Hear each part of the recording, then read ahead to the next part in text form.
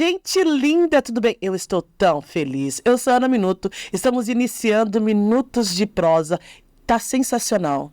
Fique com a gente até o final. Vou até utilizar o meu símbolo. Fantástico. Bom, esse é um... Como é que eu posso dizer? Como é que eu posso pensar? É um sonho realizado. E para falar um pouco desse sonho, eu preciso falar um pouco sobre mim, falar um pouco sobre a minha ancestralidade. Quem me conhece sabe o quanto para mim é importante lembrar de quem veio antes, porque é através dessas pessoas que eu sei para onde eu vou e por que eu estou fazendo o que eu estou fazendo. Quando a gente pensa em ancestralidade, está relacionado às pessoas que vieram antes da gente. Está relacionado à crença, valores, está relacionado a como você se comporta no mundo, está relacionado ao que você come, ao que você bebe, ao que você veste, está relacionado à sua cultura. Então, meu convite para você é que você comece a pensar quem são os seus ancestrais, por que você faz o que você faz, qual a diferença que eles fizeram na sua vida que muitas vezes você não percebe.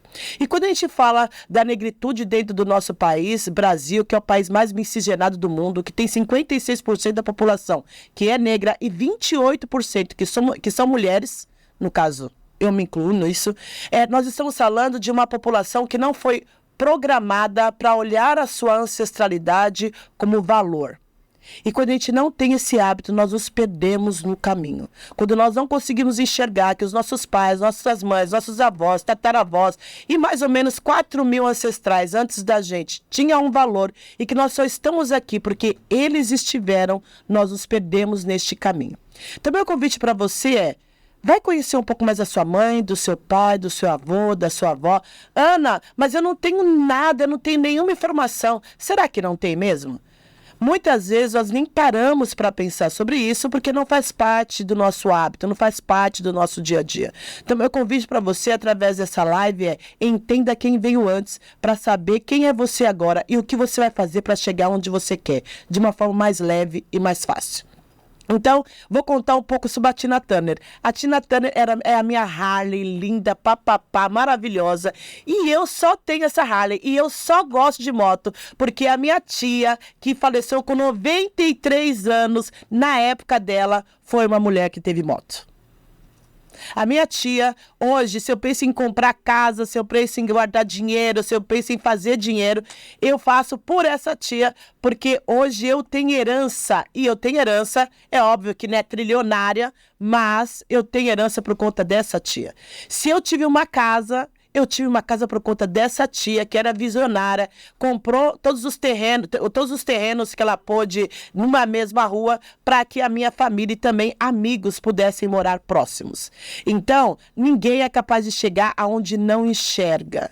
Então, como eu tive uma tia visionária, que andava de moto, que tinha o Fusca, que existe até hoje, ela também me mostrou quais são os caminhos e o que eu posso fazer. Então, meu convite para você é que você pense nisso. Quem está te mostrando o caminho? Quando eu penso em relação à faculdade, a minha mãe não fez faculdade, minha mãe finalizou o curso dela no EJA, que é um curso para adultos do estado de São Paulo. Ela terminou no EJA. Se eu fosse pela minha mãe, eu não entenderia que eu poderia fazer faculdade. Mas o meu tio, que era o filho mais novo da minha avó, fez faculdade de jornalismo há alguns anos atrás, algumas décadas atrás. Como ele fez faculdade, eu acreditei e sabia que eu também podia fazer faculdade. E a partir daí eu comecei a buscar para que isso acontecesse. Então, foi desafiador sim, eu demorava 2 horas de Guaianazes para Alphaville trabalhando, de Alphaville para Vila Mariana mais 2 horas, e neste processo... eu tive muitos desafios, até me manter na faculdade financeiramente, demorei 10 anos para pagar a minha faculdade, só que tinha um porém, eu sabia que alguém já fez e que se alguém finalizou, eu também finalizaria. E a partir daí, eu fiz a minha faculdade, a minha irmãzinha fez faculdade, a mesma faculdade que eu fiz, a minha outra irmã também fez faculdade, tirei minha carta de motorista, a minha irmãzinha também tirou a carta de motorista, a minha irmã do meio também tirou a carta de motorista. Então a gente percebe que a gente é uma sucessões de acertos e erros, e a minha pergunta para você é: que ancestral você quer ser de quem vai vir depois de você? Porque no final é sobre isso, é sobre aprendizado, é sobre cultura, é sobre você fazer o que você faz, porque você faz céus, como você faz? Um outro ponto, hoje eu só sou Ana Minuto, porque eu tive, antes de mim, uma pessoa chamada Maria da Penha Nascimento de Campos e Jesus Benedito Minuto de Campos, principalmente a minha mãe. A minha mãe, nesse processo, foi uma mulher que dizia que foi alienada até eu nascer. Então, eu nasci, mudou alguma coisa dentro dela, ficou casada durante um tempo, passou por violência doméstica, não saía desse processo, e aí aconteceu um fato comigo que fez com que ela se separasse do meu pai, e a partir daí ela criou várias ONGs. Ela foi a primeira diretora de carnaval de São Paulo, ela fundou a Leandro de Itaquera, que é uma escola de samba que eu vivenciei a minha experiência de ser mulher, negra, porta-bandeira, passista, rainha de bateria, dentro dessa escola. Fundou o Fala Negão, Fala Mulher, que é uma instituição que tem no Conjunto José Bonifácio, que também já tem mais de 30 anos, e outras tantas instituições. Ela foi responsável por criar a Rede Mulher de Combate à Violência Doméstica da Zona Leste e outros movimentos. E eu vivia com a minha mãe e minhas irmãs, a gente dormia no freezer, a gente ia pra passear, a gente dormia no ônibus, era uma coisa louca. E eu odiava a minha mãe naquela época. Toda vez que eu tinha que passar noite dormindo em freezer, noite no samba, ou quando eu tinha que fazer passeata, eu odiava a minha mãe naquela situação, naquele momento. E aí o tempo foi passando, a gente vai aprendendo, com 16 anos eu resolvi que ia ser milionária, né? Eu resolvi que eu ia ser milionária e comecei a buscar esse processo. Fui funcionária pública, fiz várias coisas que disseram que eu tinha que fazer à época, e com 24 anos fui caminhando, buscando aí esse ser milionário. Com 24 anos eu fui para a área de tecnologia. Então eu sou formada e pós-graduada em sistema da informação. Trabalhei muitos anos implantando call centers, desde o zero até eles ficarem em atendimento. E com 33 anos eu e a mãe veio me lembrar novamente qual que era a minha missão. Então, minha mãe com 33 anos, quando eu tinha 33 anos, minha mãe faleceu, minha mãe teve um câncer arrasador, ficamos 2 anos aí numa luta muito desafiadora com ela em relação ao câncer, e a partir daí eu fiquei com dúvida se eu continuava na minha área ou se eu ia para a área social. Resolvi voltar para a área social, cuidar da ONG que a gente tinha, e aí fiquei aí 2 anos na ONG, escrevi projetos para a ONU, para a UNFPA e para outras tantas instituições. Só que diferente de hoje, a forma como era vista a ONG não era esse profissionalismo, não era como a gente faz hoje, a forma de captar dinheiro também era totalmente diferente, e eu precisava comer minimamente. E aí eu resolvi voltar para o mercado depois de 2 anos, e o mercado já não fazia mais sentido para mim. E uma coisa que eu aprendi com a minha família, mesmo ninguém me dizendo, era: esteja onde seu coração está. Então, onde o seu coração está hoje? Está fazendo o que faz sentido para você, ou você só está pagando contas? Está fazendo o que faz sentido para você, ou você está fazendo coisas que estão te adoecendo? Então, a partir desse processo, eu fui fazer um curso de coaching há 12 anos atrás, custou meu rim, né? Caríssimo, mas fiz o curso, e foi o curso de coaching que me abriu outros horizontes, outras possibilidades, né? Porque dentro de uma realidade onde você vivencia, eu morava em Guaianazes, em cima da Zona Leste, nunca passei necessidade, nunca falei, nossa, que terror de vida, mas era uma vida que podia ser melhorada, com certeza. Fui mãe das minhas irmãs com 9 anos de idade, e tudo isso interfere, sim, no nosso crescer, no nosso ser criança, no nosso ser adulta. Eu me orgulho da minha caminhada, mas o meu trabalho hoje é que outras meninas, inclusive a minha sobrinha, não ter que passar pelo que eu passei. Que seja muito mais fácil para ela. Que essa história de dizer, porque foi uma heroína, porque ela foi forte. Não, gente, eu só quero fazer dinheiro, só queria ser rica. Então, esse processo de a gente também ficar fortalecendo, que é muito doloroso, acaba tornando isso uma questão mental de que eu preciso passar por isso, tem que ser assim para que eu consiga as coisas. E não precisa. A gente pode fazer melhores escolhas, é por isso que existe a ancestralidade, por isso que eu passei por um monte de coisas, os meus sobrinhos e os que vierem na frente não precisarão passar. Esse é o objetivo da ancestralidade, mostrar pra gente o caminho. E que caminho você está seguindo. E a gente tem um desafio muito grande no nosso Brasil, que está muito relacionado a fazer parte da branquitude, né? Eu preciso fazer parte, eu preciso pertencer. Esquece. Você pertence a você e você pertence aos seus. Quando você está chateado, quando você está triste, quando você está sem energia, é a sua família que pode trazer essa energia. Então, muitas vezes a gente busca grana, grana, busca ir para a Europa, ir para vários ambientes, né, querendo fazer parte, ou comprar o melhor carro, a melhor casa, o melhor celular, e você não vai pertencer, você pertence só aos seus. E se você não reconhece isso, você fica nesse processo de buscar lá fora. E você pode ter todo o dinheiro do mundo, mas você não vai se sentir abundante e nem próspero, porque a energia vital da sua família, dos seus amigos próximos, não está em você. Então, quando a gente pensa em ancestralidade, não está só relacionada a quem veio antes. Está relacionada a o que eu vou fazer diferente, está relacionada ao que eu vou repetir, está relacionada a quais são os exemplos que eu quero repetir, os exemplos que eu não quero repetir. Hoje, se eu sou comunicadora, se eu faço tudo o que eu faço muita coisa. É porque eu aprendi com a minha mãe, então eu repito isso com a minha mãe, com a minha avó. Então, uma outra memória afetiva, a minha avó era cozinheira padrão. E o que era cozinheira padrão? Mulheres que trabalhavam em grandes casas, né? E eu aprendi a cozinhar com a minha avó, aprendi a arrumar uma mesa com a minha avó e com a minha tia. Então, nós somos o que nossos ancestrais são. Essa história de que, aí tem uma frase que eu gosto bastante, que é: uma fruta não cai longe do pé. E é assim, eu não vou ser tão diferente dos meus pais e da minha mãe como eu acredito que eu sou.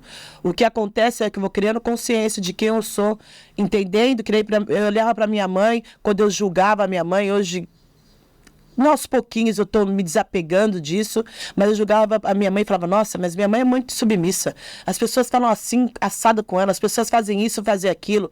Só que minha mãe sempre conseguia as coisas que ela queria, como ela queria, da forma que ela queria. Ela sempre alcançava o objetivo dela de alguma forma.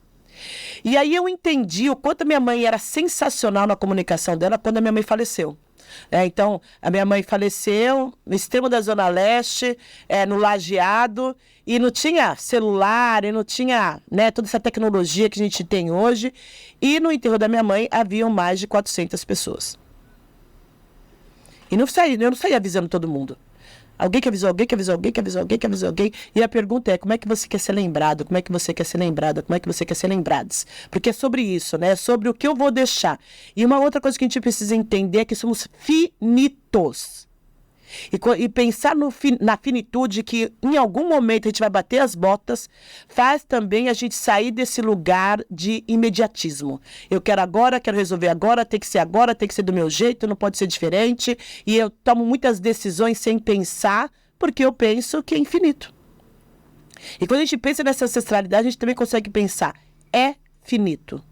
Estamos num processo de aprendizado, de crescimento, de ser melhor a cada dia, e está muito relacionado a nós, né? Como é que você quer? Eu sempre falo que eu não quero voltar para cá, mas ainda não estou tão bem assim. Vou ter que dar uma passada.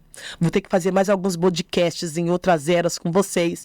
Mas é importante a gente pensar nesse processo de ancestralidade. E aí, um ponto que eu sempre lembro: hoje eu cuido muito bem da minha saúde. Porque minha mãe faleceu muito nova, com 58 anos, com câncer arrasador. Ela não tinha tempo, não tinha grana, ela não tinha como pensar em saúde, ela não podia adoecer. Então, hoje eu me permito adoecer, eu me permito, sim, ter um bom convênio médico, eu me permito fazer todos os exames que eu tenho que fazer, porque eu quero ter mais longevidade que a minha mãe. Eu não preciso repetir o que a minha mãe passou. Eu posso fazer diferente. Então, o convite para você é: o que eu quero repetir? Então, o que eu repito da minha mãe? A resiliência, a inteligência. Minha mãe era uma pessoa fenomenal, uma inteligência fora do comum, para a era dela, da realidade dela. Comunicadora nata.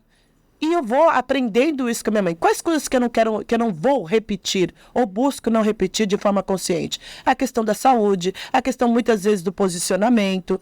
Então, é importante a gente compreender esse processo, né? O que a gente está buscando? Por que a gente está buscando? Por que a gente faz o que a gente faz, como a gente faz? O quanto os nossos ancestrais influenciam a nossa vida e as nossas escolhas.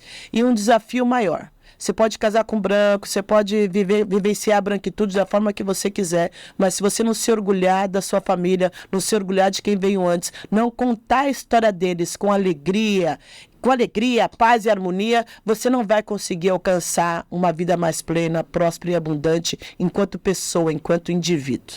Então, meu convite para você, através desse nosso bate-papo, é que você comece a pensar.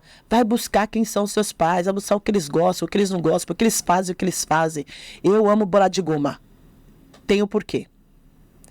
Então, o meu avô, e eu gosto muito de trazer essas memórias afetivas, porque nós somos essas memórias. O meu avô trabalhava como jardineiro, como pipoqueiro, e todos os dias, o meu avô trazia para minhas irmãs, para mim e para minhas irmãs, bala de goma e Grand Prix, que acho que nem existe mais, que era um chocolatinho vagabundo, mas era uma alegria quando esse chocolate chegava, né? Então, hoje eu repito muitas coisas de dar, de presentear, de receber, porque minha família me ensinou isso, né? Então, a minha pergunta para você, o que a sua família te ensinou que você ignora, porque você acha que você é melhor só porque você tem um diploma? Você acha que você é melhor só porque você tem um carro diferente? Você acha que você é melhor só porque você teve numa empresa e a sua família não teve? Então, eles são melhores que nós e nós temos que aprender e tomar a força deles para poder ir para frente. Bom, estamos finalizando o nosso querido episódio. Foi uma alegria estar com vocês. O Minutos de Prosa estará toda segunda-feira ao meio-dia no ar. Por que meio-dia, Ana? Porque é quando o sol está no seu mais alto valor energético e é onde tudo se movimenta, acontece, se transmuta. Então é por isso que nós escolhemos esse horário. Uma alegria estar com vocês. Me siga em todas as redes, Ana Minuto, e aguardo você no nosso próximo episódio. Vem!